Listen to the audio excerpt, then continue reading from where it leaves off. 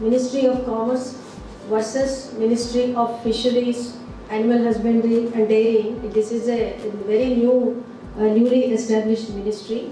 Ministry of Commerce is much older, a very important ministry. And the fisheries sector was part of Ministry of Agriculture, and then it became a separate ministry, but still Animal Husbandry and Fisheries were under one secretary. Then again Department of Fisheries was segregated and another secretary exclusively for this sector. You can see the gradual development, and now lots of importance is given to fisheries sector.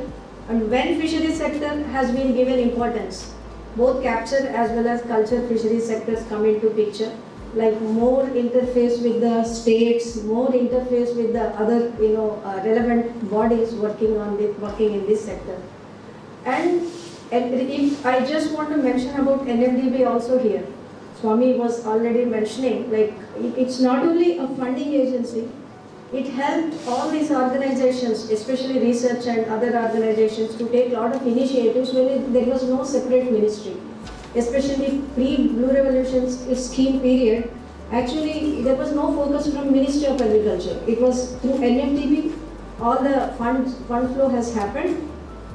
And that time AQF of MPEDA, RGCA also was funded to take up certain activities, Netfish, and later Blue Revolution scheme Netfish, and of course NAXA, Aqua centers and all.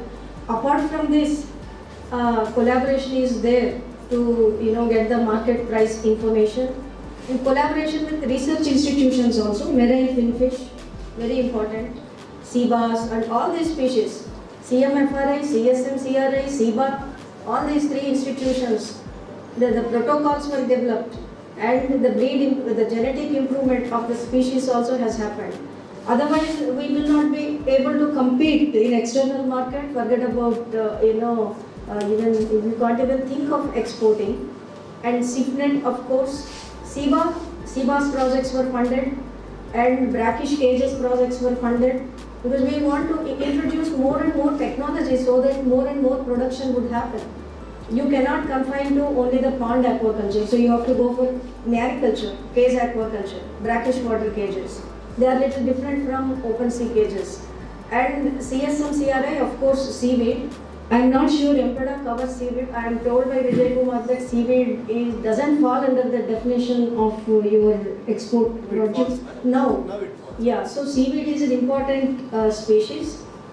And CMFRI, again, cage culture, marine finfish protocol, cobia, pompano, grouper, all these three species. NFDB funded CMFRI to develop protocol, breeding protocol.